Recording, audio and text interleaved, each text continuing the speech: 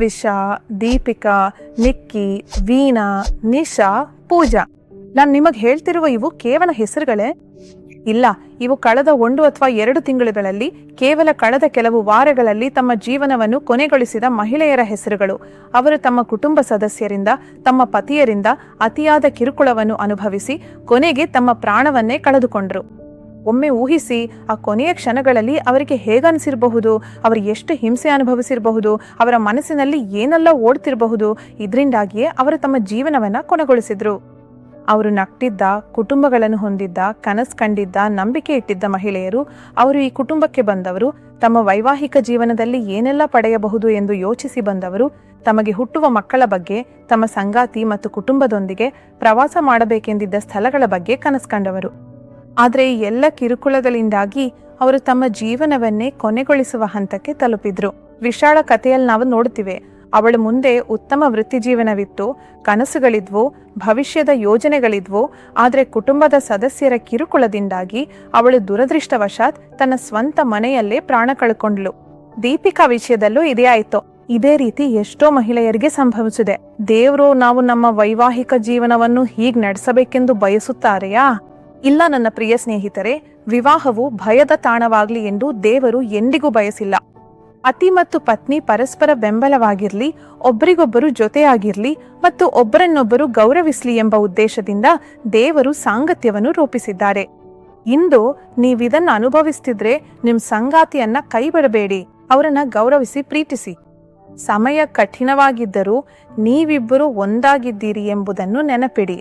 ನಿಮ್ಮ ಕುಟುಂಬ ಮತ್ತು ಅವಳ ಕುಟುಂಬವಲ್ಲ. ಮೊದಲು ನೀವಿಬ್ರು ಪತಿ ಮತ್ತು ಪತ್ನಿಯಾಗಿ ಒಂದು ಉದ್ದೇಶಕ್ಕಾಗಿ ಒಂದಾಗಿದ್ದೀರಿ. ಮನುಷ್ಯನು ತನ್ನ ಕುಟುಂಬವನ್ನು ಬಿಟ್ಟು ತನ್ನ ಹೆಂಡತಿಯೊಂದಿಗೆ ಒಂದಾಗಬೇಕು ಎಂದು ಬೈಬಲ್ನ ಆದಿಕಾಂಡದಲ್ಲೇ ಹೇಳಲಾಗಿದೆ. ನಿಮ್ಮ ಕುಟುಂಬದವರಿಂದ ಅಥವಾ ದೂರದರ್ಶನದಲ್ಲಿ ನೋಡುವುದರಿಂದ ಅಥವಾ ನಿಮ್ಮ ಸ್ನೇಹಿತರಿಂದ ಪ್ರಭಾವಿತರಾಗಬೇಡಿ.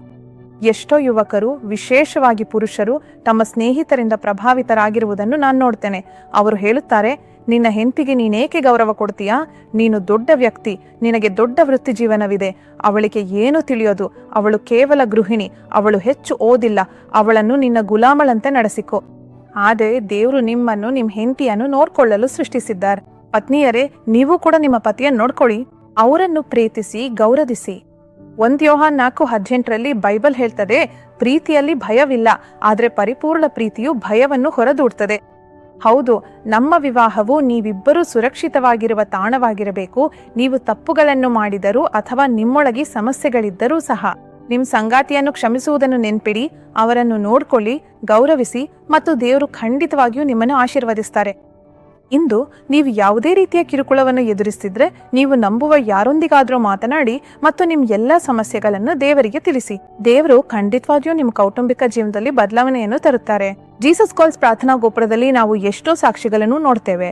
ಅವರಲ್ಲಿ ಒಬ್ಬರು ಕಿರುಕುಳ ಅನುಭವಿಸ್ತಿದ್ದಾರೆ.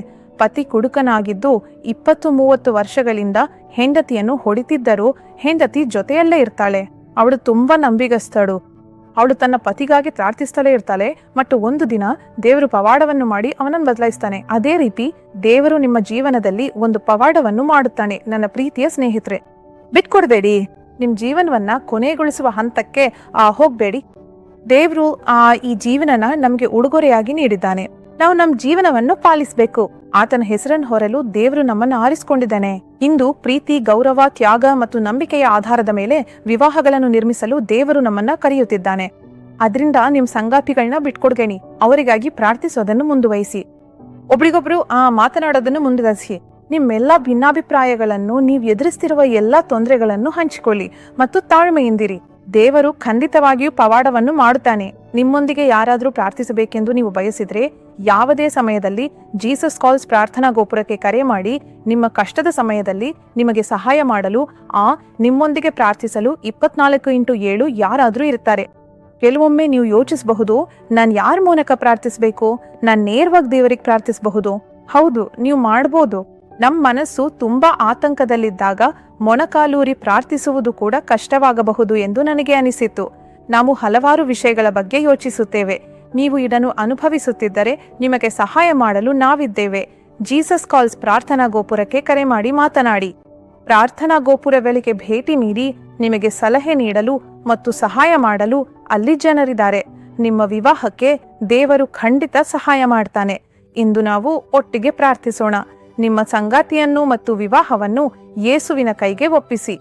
ತಂದೆಯೇ, ಕರ್ತನೆ, ಈ ಸಮಯಕ್ಕಾಗಿ ನಾವು ನಿನಗೆ ವಂದಿಸುತ್ತೇವೆ. ತಂದೆಯೇ, ಇಂದು ಮುರಿದು ಬೀಳುತ್ತಿರುವ ಎಲ್ಲಾ ವಿವಾಹಗಳಿಗಾಗಿ ನಾವು ಪ್ರಾರ್ಥಿಸ್ತೇವೆ. ತಂದೆಯೇ, ಪ್ರತಿ ವಿವಾಹದಲ್ಲಿಯೂ ನಿನ್ನ ಸನ್ನಿಧಿಯೂ ಇರಲಿ. ತಂದೆಯೇ, ಅದು ಮುರಿದು ಹೋಗ್ತಿರ್ಲಿ. ಕರ್ತನೆ, ನಾವು ಪ್ರತಿಯೊಬ್ಬ ಕುಟುಂಬದ ಸದಸ್ಯರನ್ನು, ಪ್ರತಿಯೊಬ್ಬ ಪತಿ ಮತ್ತು ಪತ್ನಿಯನ್ನು ನಿನ್ನ ಕೈಗಳಿಗೆ ಒಪ್ಪಿಸುತ್ತೇವೆ. ಹೌದು ನನ್ನ ಪ್ರೀತಿಯ ಸ್ನೇಹಿತರೆ, ನೀವಿದನ್ನು ನಿಮ್ಮ ಸಂಗಾತಿಯೊಂದಿಗೆ ನೋಡ್ತಿದ್ರೆ ಅವರನ್ನ ಹಿಡ್ಕೊಳ್ಳಿ, ಅವರ ಕೈಗಳನ್ನ ಹಿಡ್ಕೊಳ್ಳಿ. ಕರ್ತನೆ, ನಮ್ಮ ಸಂಗಾತಿಗಾಗಿ ಪ್ರಾರ್ಥಿಸಲು ನಮ್ಗೆ ಸಹಾಯ ಮಾಡು. ಇಂದು ನಿಮ್ಮ ಮಕ್ಕಳು ಎಷ್ಟೇ ತೊಂದರೆಗಳನ್ನು ಅನುಭವಿಸ್ತಿದ್ರು, ಅನೇಕ ವಿಷಯಗಳಿಂದಾಗಿ ಅವರು ಕಿರುಕುಳಕ್ಕೊಳಾಗಿದ್ರು. ತಂದೆಯೇ, ಕರ್ತನೆ, ನಾನು ಅನುಭವಿಸ್ತಿರುವುದು ತುಂಬಾ ಅನ್ಯಾಯ ಎಂದು ಅವರು ಭಾವಿಸಿದ್ರು. ಅವರ ಪರಿಸ್ಥಿತಿಯನ್ನು ಬದಲಾಯಿಸಲು ನಾನು ನಿನಗೆ ಪ್ರಾರ್ಥಿಸುತ್ತೇನೆ. ತಂದೆಯೇ, ಇಂದಿನಿಂದ ಅವರ ಮನೆಯಲ್ಲಿ ಬದಲಾವಣೆಯಾಗ್ಲಿ. ತಂದೆ ಕರ್ತನೆ, ಅವರ ಸಂಗಾತಿಯ ಹೃದಯದಲ್ಲಿ ಬದಲಾವಣೆಯಾಗ್ಲಿ. ಅವರ ಹೃದಯವನ್ನು ಸ್ಪರ್ಶಿಸಿ ಅವರನ್ನು ಬದಲಾಯಿಸು. ತಂದೆಯೇ, ಪ್ರತಿದಿನ ನಮ್ಮ ಸಂಗಾತಿಗಳಿಗೆ ನಿಷ್ಠರಾಗಿರಲು ಸಹಾಯ ಮಾಡು. ಕರ್ತನೆ, ಈ ಕಿರುಕುಳದಿಂದ ತಮ್ಮ ಹೆಣ್ಣು ಮಕ್ಕಳನ್ನು ಕಳೆದುಕೊಂಡ ಕುಟುಂಬಗಳಿಗಾಗಿ ನಾವು ಪ್ರಾರ್ಥಿಸುತ್ತೇವೆ.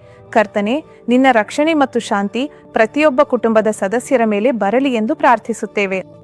ಅವರು ನಿನ್ನ ಶಾಂತಿಯಿಂದ ತುಂಬಿರ್ಲಿ. ತಂದೆಯೇ, ಕರ್ತನೆ, ನಿನ್ನ ಸನ್ನಿಧಿಯು ಅವರಲ್ಲಿ ಪ್ರತಿಯೊಬ್ಬರನ್ನು ಆವರಿಸಲಿ. ಕರ್ತನೆ, ಈ ಕಾರ್ಯಕ್ರಮವನ್ನು ನೋಡುತ್ತಿರುವ ಪ್ರತಿಯೊಬ್ಬರನ್ನು ನಿನ್ನ ಕೈಗಳಿಗೆ ಒಪ್ಪಿಸುತ್ತೇವೆ. ಆಶೀರ್ವದಿಸು. ಯೇಸುವಿನ ಹೆಸರಿನಲ್ಲಿ ನಾವು ಪ್ರಾರ್ಥಿಸುತ್ತೇವೆ. ಆಮೆನ್. ಸ್ನೇಹಿತರೆ, ಈ ಕಾರ್ಯಕ್ರಮವು ನಿಮಗೆ ಆಶೀರ್ವಾದವಾಗಿದೆ ಎಂದು ಭಾವಿಸುತ್ತೇನೆ. ನಮ್ಮ ಕಾರ್ಯಕ್ರಮಗಳನ್ನು ನೋಡುತ್ತೀರಿ, ಪ್ರಾರ್ಥನಾ ಗೋಪುರಗಳಿಗೆ ಭೇಟಿ ನೀಡಿ. ಇದು ನಿಮ್ಮೆಲ್ಲರಿಗೂ ಆಶೀರ್ವಾದವಾಗಲಿ ಎಂದು ಖಾತ್ರಿ ಇದೆ.